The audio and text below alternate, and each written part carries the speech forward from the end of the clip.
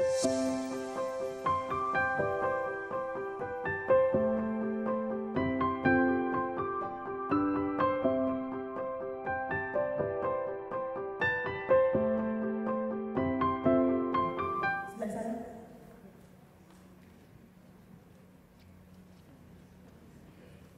silakan.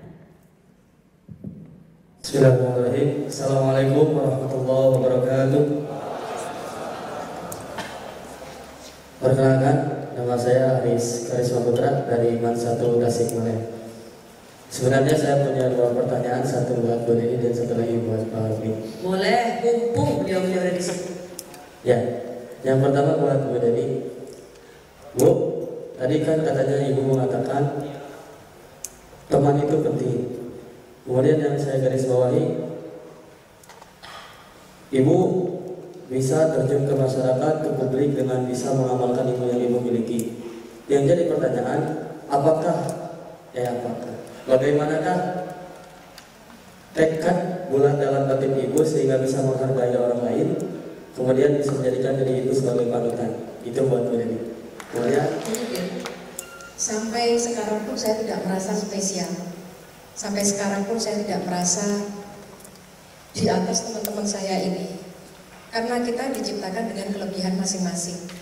Dan semakin saya belajar ekonomi gitu ya, sudah mentok S3. Sekarang kemudian bantu Pak Jokowi berhubungan dengan banyak orang hebat lainnya, ekonom di seluruh dunia. Tapi banyak hal yang saya tidak ngerti. Jadi alasannya apa saya harus sombong? Dan kemudian teman-teman itu yang selalu membuat saya tetap otentik sebagai Deni. Karena kadang jabatan dan segala macam kesibukan kita itu bisa membuat kita kemudian kehilangan jati diri kita. Nah, ketika saya kemudian bertemu dengan teman-teman saya, ya yang dikenal tuh Deni yang kacau balau begini gitu. Jadi mereka lah yang bisa tetap membuat saya otentik sebagai Deni, sehingga saya kemudian bisa ya tetap memiliki kontrol. Dan saya berharap bahwa sejalan dengan umur, kesuksesan apapun itu relatif, tapi saya ingin saya menjadi lebih bijaksana. Saya ingin kemudian setiap hari belajar dari teman-teman saya, kehidupan yang baik, buruk, kesuksesan, kesialan, semua ada pelajarannya. Saya hanya ingin menjadi lebih bijaksana dan saya tidak pernah merasa lebih hebat dari siapapun. Itu dia. Kacau balau aja siswa teladan nasional ya, saya nggak tahu kalau Ibu Deni tidak kacau balau. Ibu, ini teman-teman di sini pasti juga, ini pengurus OSIS semua ya?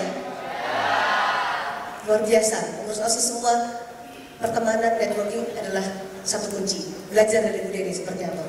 Jadi dulu saya SMP itu saya ketua OSIS, SMA saya bendahara OSIS. Nah, kemudian dari OSIS itu saya kan belajar berorganisasi, kita punya acara, garap bareng. Disitulah kemudian kita mencoba untuk mengenali teman-teman ini keunggulannya ada di mana, siapa melakukan apa, kerjasama untuk membuat acara kita sukses, seperti itu. Nah, dari situlah kemudian saya merasa bahwa saya tidak bisa sendirian, saya perlu teman-teman yang satu visi dengan kita.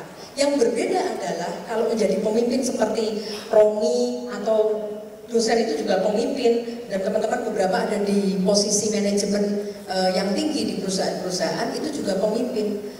Pemimpin itu harus memberikan arah atau visi kemana kita pergi. Nah, kemudian visi ini harus diyakini oleh teman-temannya. Nah, kemudian dia tidak bisa bekerja sendirian, jadi dia harus kemudian bisa mengajak teman-temannya bergerak menuju kepada visi itu. Dan bentuk menjadi pemimpin, saya kira kita kan harus dipercaya oleh teman-teman kita. Karena itu kita harus otentik. Tidak bisa kita menjadi orang palsu deh. Oh, karena Romi sekarang jadi ketua partai kemudian dia jadi berbeda gitu. Kita nggak bisa berpura-pura terus. Karena itu ya Deni itu kelebihan dan kekurangannya ya kayak begini, apa adanya. Nanti kalau Anda ketemu di mana ya seperti inilah. Nah, menjadi anggota OSIS atau pengurus OSIS itu keunggulan deh. Karena apa? Itu sudah menunjukkan Anda punya leadership. Anda punya keinginan untuk bekerja bareng, networking bareng, dan kemudian menggerakkan orang. Dan yang ketiga adalah jangan lupa leadership. Leadership itu ada harganya di beasiswa. Nah, adik-adik ini kan SMA. SMA nanti belajarlah yang tekun supaya apa? Anda misalnya saja nanti keterima di perguruan tinggi, kalaupun kurang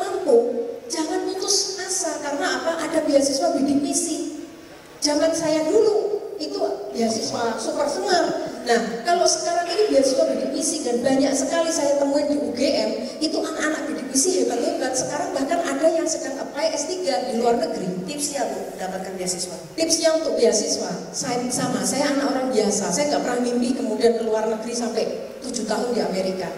Modalnya modal kolor, cuma pinter doang gitu kan. Nah, cuma rapot dan segala macam. Tapi tipsnya gimana sih? Pertama, awali dengan saya kalau misalnya sudah berkomitmen, saya mau mendaftar ini, saya tidak sekedar mendaftar, semuanya itu saya lengkapi sesempurna mungkin, seluruh aspek. Jadi akademik, oke. Kemudian aktivitas, organisasi, ya, kesenian, ya, apapun nilai keunggulan kita jual misalnya gitu kan, supaya kemudian orang lihat bahwa kita berbeda, tidak cuma pinter, ada banyak kelebihan. Dan saya yakin setiap orang itu punya kelebihan.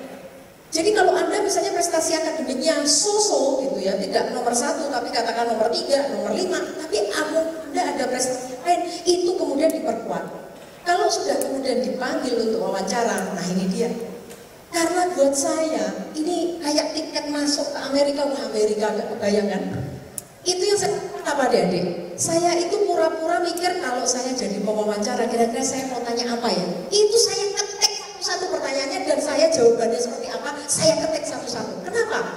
Karena dengan menulis, saya memikirkan dengan masak-masak atau matang. Kemudian tidak hanya begitu.